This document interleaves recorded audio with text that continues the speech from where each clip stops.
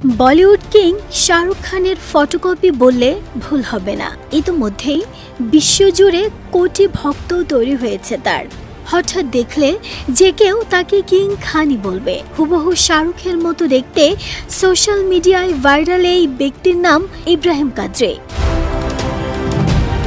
গুজরাটের ছোট শহর জুনাগড়ে সাদামাটা জীবনে শাহরুখ খান হিসেবেই পরিচিত ছিলেন ইব্রাহিম কাদ্রি।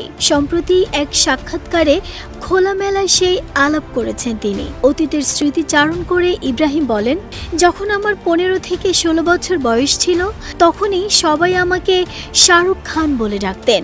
এমনকি স্কুল কলেজে পড়ার সময়ও এটা আমাকে শুনতে হতো।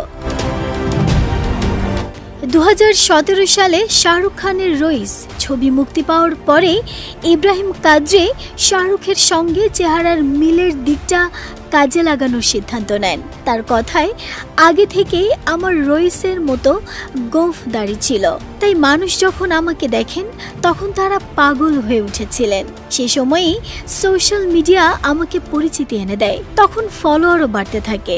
আমি পার্টি অথবা কোনো জনবহুল স্থানে গেলে মানুষ আমাকে শাহরুখ খান ভেবে চেঁচামেচি করতেন এবং আনন্দে কেঁদেও ফেলতেন এবং আমাকে নিয়ে টানাটানি পর্যন্ত করতেন। তিনি আরো বলেন, একবার আমার সাথে এমন এক ঘটনা ঘটে সেটি হলো রাজকোটের খান্ধেরি স্টেডিয়ামে। তার কথায়, আমি ম্যাচ দেখতে গিয়েছিলাম। স্টেডিয়ামে থাকা লোকজন আমাকে শাহরুখ খান ভেবে চিৎকার করতে শুরু করেন, কাঁদছিলেন, এমনকি আমাকে টানছিলেন। প্রায় 2 ঘন্টা আমি সেখানে আটকে ছিলাম, ভয়ও পেয়ে গিয়েছিলাম, শ্বাস পর্যন্ত নিতে পারছিলাম না। আমাকে উদ্ধারের জন্য পুলিশকে পর্যন্ত আসতে হয়েছিল। এরপরে আমি অনুভব করি আমার জন্য এটা অনেক বড় একটা বিষয়।